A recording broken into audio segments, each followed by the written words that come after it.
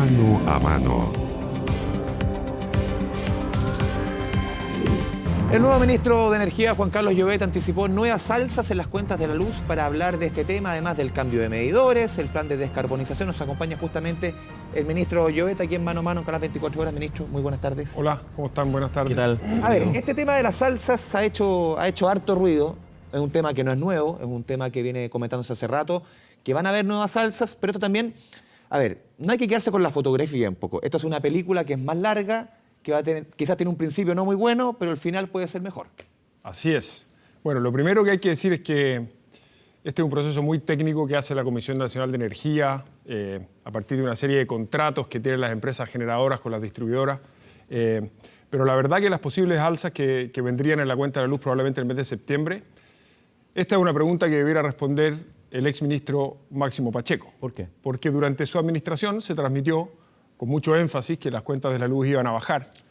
Pero lo que no se dijo es que antes de que las cuentas de la luz bajaran, iban inevitablemente a subir, que es lo que estamos viendo hoy día. Yo entiendo que esto no es la noticia que la gente quiere oír, que esto tiene un impacto en su bolsillo, pero es importante decir las cosas como son. Los contratos en esta industria tienen un rezago y lo que estamos viendo hoy día es una situación heredada que se generó en los contratos licitados. Ministro, ¿cómo se pueden explicar esos contratos? Sí. En la gestión del ministro Pacheco. ¿Cómo se pueden explicar ese tipo de contratos? ¿Cómo se firman? ¿A qué plazo? ¿Son cuestiones más a largo plazo? Si tú firmas algo, por ejemplo, el ministro Pacheco, los últimos que firmó de baja del precio son de finales de la administración Bachelet y se va a notar recién 2021. Claro, 2000, claro, incluso después. 2025, dice. Lo que ocurre aquí, y es un poco técnico, pero es importante que la gente lo sepa, es que las distribuidoras, que son las que nos venden la luz en la casa, ¿no es cierto?, compran la energía a las empresas generadoras, que tienen las centrales de generación. Y esos contratos entre las distribuidoras y las generadoras se hacen con bastante anticipación al momento en el que van a empezar a entregar la energía. Porque muchas veces las generadoras, para poder vender esa energía, tienen que aprobar los proyectos de las centrales, obtener las aprobaciones ambientales, financiamiento y construirlas. Entonces, un plazo de 4 o 5 pueden demorar 4, 5, 6 años. Entonces, lo que pasa ahí es que se licitan los contratos en un momento, pero se dice, por ejemplo, los primeros contratos que se licitaron en la administración anterior del 2014, que tienen precios bastante altos, están entrando a las cuentas de la luz ahora. Entonces, los contratos que se firmaron en el 2014 eran para empezar a entregar energía, por ejemplo, en el 2019. Y como en ese momento los precios que se licitaron eran altos, eso está teniendo un impacto hoy día en la cuenta de la luz, junto con otras cosas como el dólar, por ejemplo. Y los contratos que se licitaron después, a precios más bajos, efectivamente van a tener un impacto positivo en reducciones de las cuentas de la luz, pero en varios años más. Entonces, lo que debiéramos ver en el futuro es que las cuentas de la luz suban un poquito en el reajuste tarifario que viene en septiembre, y después, a partir de mediados del próximo año, debiéramos empezar a ver una baja. Ministro, la responsabilidad del gobierno anterior y en la figura, como usted dice, del exministro de Energía Máximo Pacheco es principalmente porque no se indicó ese punto cuando se celebraban los contratos históricos, energías renovables no convencionales, va a bajar la luz. ¿No se dijo que eso iba a ser yo creo que, años después? Yo creo que la sensación que quedó instalada es que se había hecho una gestión que iba a bajar las cuentas de la luz, cosa que es parcialmente cierta porque va a ocurrir más adelante, pero lo que no se dijo es que entre ese momento y las bajas de la cuenta de la luz que esperamos ver más adelante, iba a haber una alza, que es la que estamos viendo ahora y que todo el mundo podía predecir en ese momento. Ministro, esta alza de septiembre, ¿han cuantificado más o menos de cuánto podría ser? No, ese es un proceso técnico que está en curso y en cuanto lo sepamos, eso se va a hacer público, va a tomar razón de la Contraloría y después lo aplicarán las compañías. Porque ya en mayo un alza de 10,5% y según expertos se podría contabilizar todo el año, un alza, dependiendo de la ciudad obviamente, entre un 20 a 25% de la cuenta de luz este año. Por diversas razones. Ese número lo vamos a tener, como le digo, cuando termine el proceso. Yo lo que he mirado es la serie histórica de las cuentas de la luz. Hoy día estamos para un hogar promedio, porque obviamente las distintas casas tienen, claro, pero más o menos en 23.000 pesos, una cuenta promedio. En algún momento estuvo en 21, por eso ha subido un poco, pero hace 4, 5 o 6 años estuvo en 27. O sea, estuvo en 27, después bajó, ahora subió un poquito, después debiera volver a bajar un poco. Ministro, la oposición, justamente con este tema de las alzas en las cuentas, ha llamado al gobierno a retirar decretos tarifarios, paralizar lo que son los avances, aduciendo a la situación económica, a la situación de las familias más complicada justamente por este avance. ¿Es factible esto? Si se hiciera, ¿qué efectos tendría? ¿Por qué no se hace? Nosotros en Chile tenemos una oportunidad extraordinaria de modificar la matriz energética que tenemos un 40% de la matriz es carbono hoy día, y podemos hablar de eso después, de lo que estamos haciendo, lo que nos ha pedido el presidente Piñera, incorporando más centrales renovables, necesitamos hacer más líneas de transmisión, necesitamos mejorar la calidad de servicio en la distribución, ¿no es cierto? Que cuando se corta la luz, las empresas reaccionen más rápido y repongan el servicio, etc. Y para eso necesitamos que el sector privado invierta. Entonces nosotros tenemos que manejar bien un equilibrio entre cuidar a la ciudadanía, a la gente, que es la motivación principal, pero también generar cierto marco de certeza jurídica para las empresas que van a invertir, tengan tranquilidad y que van a poder obtener una rentabilidad razonable, ¿no es cierto? Pero si nosotros empezamos a cambiar todos los contratos que se firmaron, generamos una incertidumbre que puede terminar repercutiendo negativamente en la gente. Pero años atrás, de hecho, hay decretos tarifarios que no se suspendieron o no se quitaron, pero sí se aplazaron. Que eso evidentemente tuvo un efecto de rezago que hace 4 años, si no me equivoco, también tuvo... Bueno, la Comisión Nacional de Energía lo que hace es que hace el proceso de fijación a partir de los contratos, ¿no es cierto? Y a veces hay ciertos rezagos que tienen que ver con el proceso de fijación, ¿no? Pero hoy día lo que va a pasar es lo que yo digo. Los contratos que se licitaron a principios del gobierno anterior están empezando a tener un efecto hoy día en la cuenta de la luz, lamentablemente al alza. Yo entiendo que no es la noticia que la gente quiere oír, pero que es importante decirlo con toda claridad y decir que esperamos, y para eso vamos a trabajar, que en el mediano plazo eso pueda revertirse y podamos ver disminuciones. Justamente una de las promesas de la anterior ministra, la ministra Jiménez, era que estos contratos, sobre todo de distribución, este margen de utilidad, rentabilidad prácticamente a todo evento que tenían las distribuidoras de un 10%, se rebajara, incluso un 6%. ¿Es parte, van a seguir con esa política? Así es, nosotros tenemos una ley que presentamos al Congreso, que está en la Cámara de Diputados, que se llama la Ley Corta de Distribución, pero básicamente lo que hace es que las empresas distribuidoras, que son monopolios naturales, ¿no es cierto? Para que la gente de la casa entienda. No puedo tener 4 postes, puedo tener 4 cables afuera, ¿no? ¿no? Porque es ineficiente. Entonces hay una empresa que tiene una concesión, pero como es monopolio, yo no puedo optar a otra empresa, es la única que me puede ofrecer la luz. El Estado regula las tarifas que cobran, ¿no es cierto? Porque las personas están cautivas de esa empresa en el fondo. Y fijan una tarifa que le permite obtener una rentabilidad razonable. Entonces, cuando esta ley se hizo hace muchos años, se estimó que un 10% de rentabilidad era razonable. Hoy ya no. Pero hoy día ya no, porque las tasas en el mercado han caído mucho y lo que busca hacer esa ley, entre otras cosas, es bajar esa rentabilidad a un nivel que sea más razonable y más coherente con el riesgo que hay hoy día, con las tasas que hay hoy día en el mercado, ¿no es cierto? Ministro, ¿cómo va a llevar el tema de los medidores? Porque en su minuto generó polémica, de hecho tuvo que salir el mismo presidente Sebastián Piñera a decir, oiga, pero aquí el usuario siempre es el que paga. Luego tuvimos distintas declaraciones por parte de la Comisión Nacional de Energía, del Ministerio, finalmente también acuerdos con las empresas eléctricas y se dejó de lado lo que desde el aspecto técnico era súper relevante, el beneficio que tienen los medidores inteligentes de poder efectivamente tener eficiencia energética, de poder administrar el gasto de electricidad. ¿Cómo usted, en las pocas semanas que lleva en el cargo del Ministerio de Energía, va a poder llevar eso? Porque en algún minuto se dijo, aquí hubo un problema de fondo inicial, el tema comunicacional. Nunca se pudo demostrar o nunca se pudo sociabilizar el beneficio de los medidores. Finalmente terminamos con que iban a aumentar ese gramo marginal, dicen algunos, pero finalmente pagando nosotros. Sí, dos cosas. En el corto plazo, el acuerdo que se llegó en su momento con las empresas es que en la cuenta de julio, o sea, ahora, el próximo mes, se va a devolver el 100% de los cargos que se hicieron a los clientes. ¿Ya? Eso va a ocurrir ahora. Es poquita plata, pero es. Es poquita plata, pero es el 100% de lo que se cobró. O sea, ¿no? Eso es lo primero. Lo segundo que es importante es que yo creo que nosotros tenemos que sacar una lección de ese episodio, ¿no?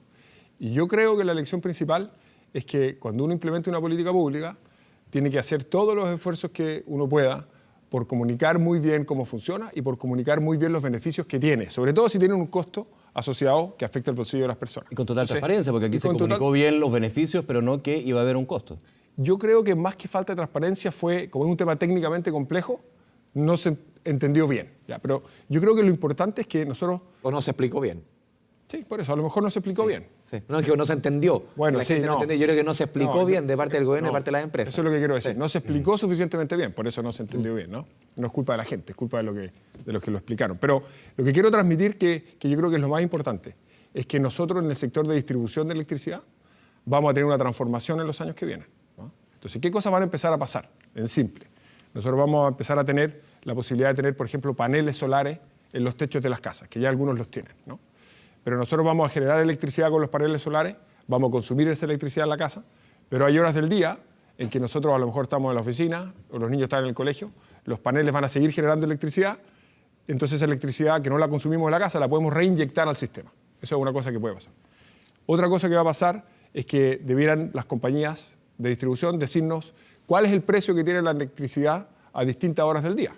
porque el día, si hay generación, pero hay poco consumo, la luz puede ser más barata, o a las 3 o 4 de la mañana, si todo el mundo duerme. En invierno el agua. Claro. Y eso es una de las grandes gracias de los medidores eléctricos. Entonces uno podría, por ejemplo, la lavadora de ropa, que consume mucha electricidad, uno en vez de lavar a la hora que la luz es muy cara, uno puede programar la lavadora y que lave en la noche.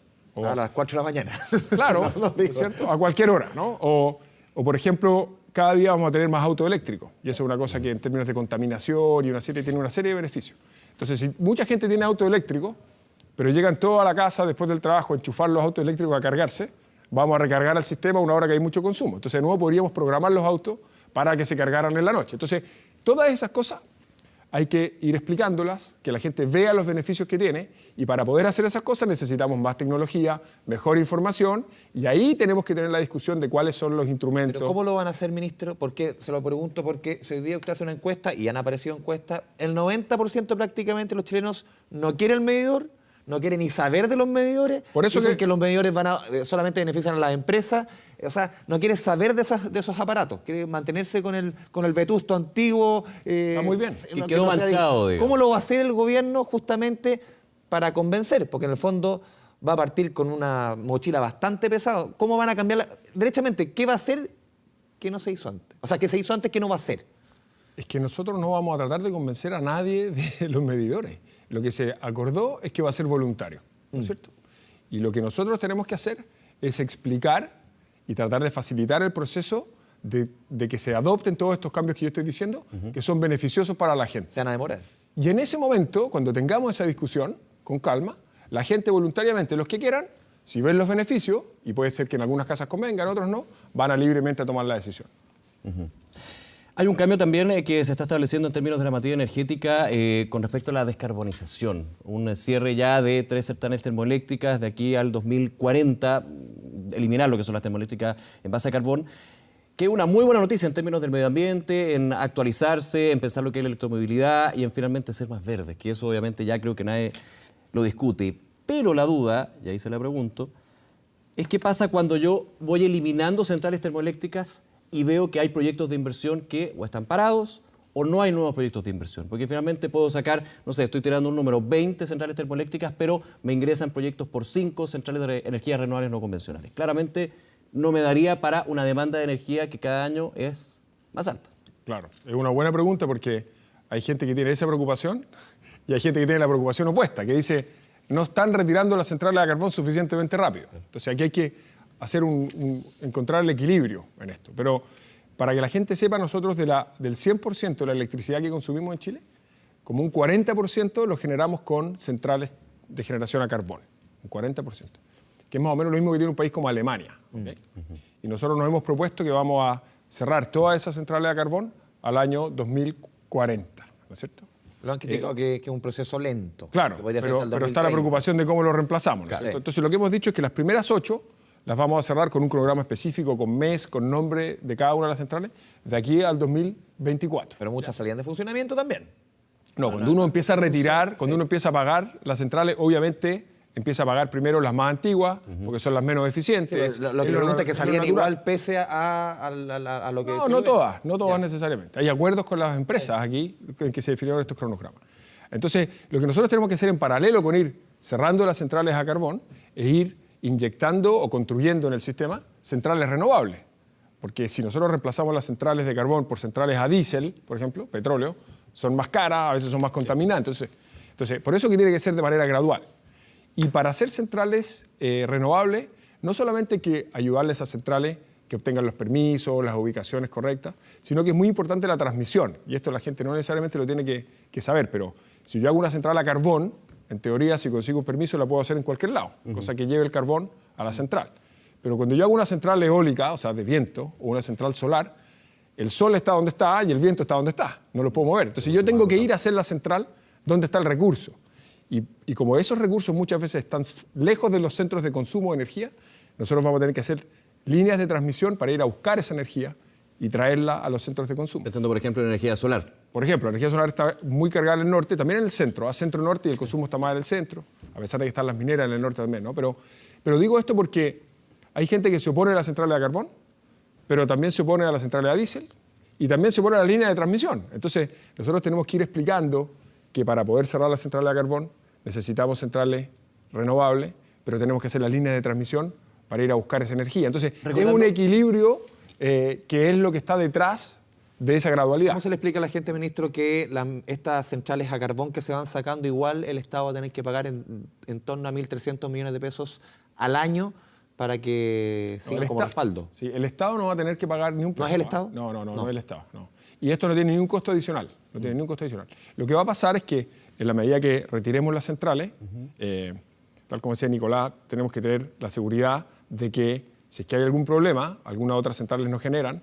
Hay que tener una banca como en el fútbol. Hay que tener, claro, es una buena metáfora futbolera. Tenemos que tener a alguien en la banca por si alguna central se lesiona, digamos, ¿no es cierto? Y puede ser, ha ocurrido. Claro. Entonces lo que ocurre en el sistema, y eso ocurre hoy día, es que las centrales cuando están generando energía y le inyectan al sistema, o sea, la entregan al sistema, se le hace un pago por esa energía. Pero hay centrales que no están funcionando, pero que están en la banca. Y ahí se le hace igual un pago para tenerlas activas, listas para reaccionar, y a estas centrales se les va a dejar un plazo de 5 años en que van a estar en ese estado, que es como de reserva estratégica. ¿Sí? ¿No va a ser una matriz más frágil al ser a futuro, a ser más estas renovables no convencionales? No.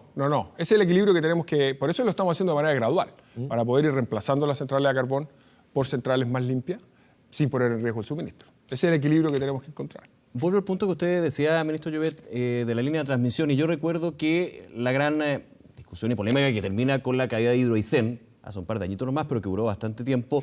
Claro, el primero era inundar parte del sur de Chile. Esa era la gran discusión. Pero muchos decían, la gran discusión que iba a haber después, si se terminaba la primera, era justamente la línea de transmisión. Y de hecho habían grandes letreros donde se mostraba que sucedía eso. Con la problemática que es justamente explorar lo que son energías renovables no convencionales que ya están instaladas, pero en una medida bastante menor a la que es a nivel nacional. ¿Cómo se va a abordar ese tema? El de las líneas de transmisión, el de las comunidades, relacionamiento con las comunidades y finalmente toda la contraria visión que existe sobre eso. Bueno, es un buen desafío. Yo creo que lo primero es lo que hemos tratado de hacer, que es que la gente en la casa entienda que si queremos ir a una matriz más limpia de energía renovable, vamos a necesitar las líneas de transmisión, ¿no es cierto? No podemos ponernos a todo. Estamos haciendo un trabajo muy importante en el Ministerio de planificación de cuáles son las líneas de transmisión que se van a necesitar, identificar cuáles son las franjas, o sea, cuál es la ruta que tiene que seguir una línea para que combine, que sea topográficamente óptimo, o sea, que los cerros, las quebradas, etcétera, sea lo más eficiente, pero al mismo tiempo que no afecte a comunidades muy sensibles, o sea, tiene una variable también social, y también tiene una variable ambiental, que es donde hay fauna y flora que podemos afectar. Entonces, ese equilibrio... También económica, porque hay expropiaciones, tiene que ver con el costo operativo, etcétera. Entonces, ese equilibrio es lo que tenemos que hacer. Es un desafío grande, pero yo creo que Chile tiene una oportunidad en materia de energía renovable gigantesca. Es de los países con el mejor potencial de energía renovable en el mundo. Y yo creo que se ha ido instalando bastante el consenso de que tenemos que migrar hacia una matriz más limpia. Y lo que tenemos que hacer es explicar que para poder tener esa matriz más limpia, las líneas de transmisión son muy importantes y la construcción de esas líneas las tenemos que hacer de forma participativa, en que las comunidades puedan dar su opinión, incorporar sus preocupaciones, para que logremos avanzar hacia donde queremos, que es una matriz más limpia y más segura para todos. Justamente en esta matriz más limpia quiero volver con otra metáfora. Antes fue el fútbol. Siempre se ha dicho que comer sano es más caro. ¿Una matriz más limpia es más cara? No necesariamente. No, porque lo que pasa es que la tecnología de generación de energías renovables ha ido avanzando mucho. Entonces el costo hoy día de generar energía con centrales renovables ha ido bajando de manera sustancial. No es que tengamos, claro, va a ser todo limpio, pero vamos a tener una cuenta que va a ser de este calado. No. El desafío que tiene el sistema va a ser como muchas de las centrales solares generan durante el día, ¿no es cierto? Y las eólicas depende del lugar, pero también tienen estacionalidad, o sea, son inestables durante el día. Es cómo vamos aplanando la curva de generación a la curva de consumo, ¿no? Pero en general debiéramos ser capaces de avanzar hacia una matriz más limpia y además más económica. Bien, ministro Juan Carlos Llobet, gracias por acompañarnos en este Mano a Mano de Canal 24. No, muchas gracias a ustedes por la invitación. Muy bien.